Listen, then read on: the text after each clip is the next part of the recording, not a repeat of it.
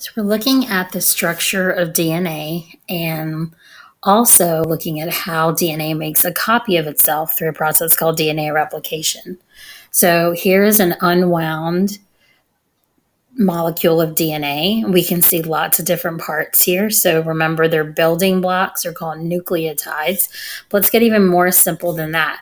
Where are the phosphates? So here are the little dots here on either end. Those are the phosphates, which are part of the nucleotide. The sugar in DNA is deoxyribose. That's this 5-carbon pentagon. And where you see the letters, those are the nitrogenous bases.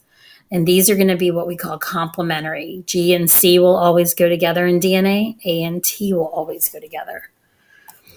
This is the key, or where the information is to tell our bodies what to do and make proteins. The building blocks of DNA are these nucleotides.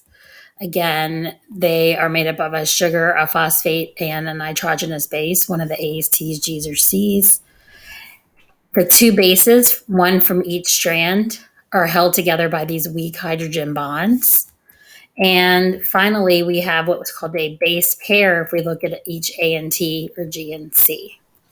Now, one of the things that I said you would need to be able to do is, if given a strand, write the complementary strand to it. So I have an example here using Chargaff's rules. Everywhere there's an A, the complementary letter will be T, and vice versa. If you see a T, then it's A.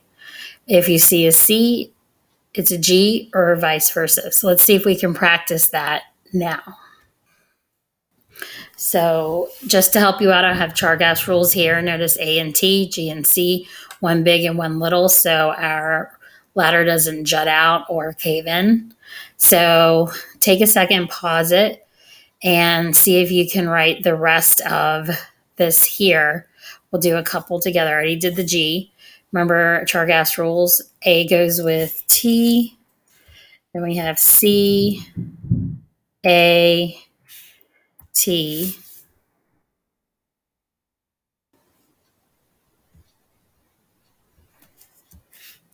C, C, T, A, G. So hopefully I did that correct using those rules.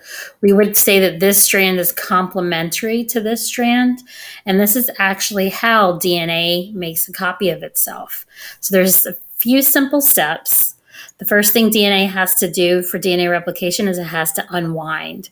So it untwists itself.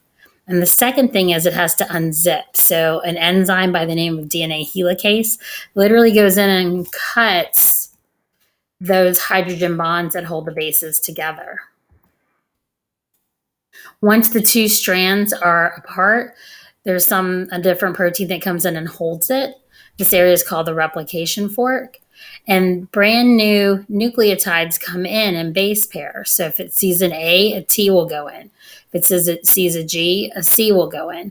And it does it on both sides at the same time. There's a proofreader called DNA polymerase that goes through and makes sure that the complementary bases have matched up.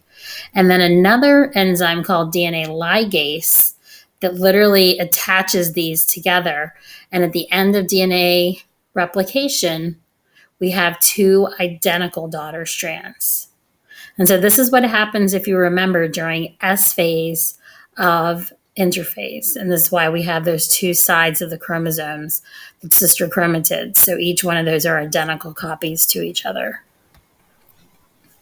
Why are we learning this?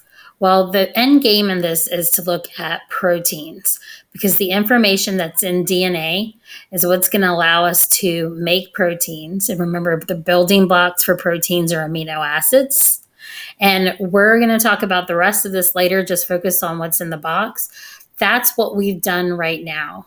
If we have a strand of DNA, we've figured out so far how to write the complementary strand to that using Chargaff's rules. Hopefully this will help you with your activities today and set you up for your introduction to DNA.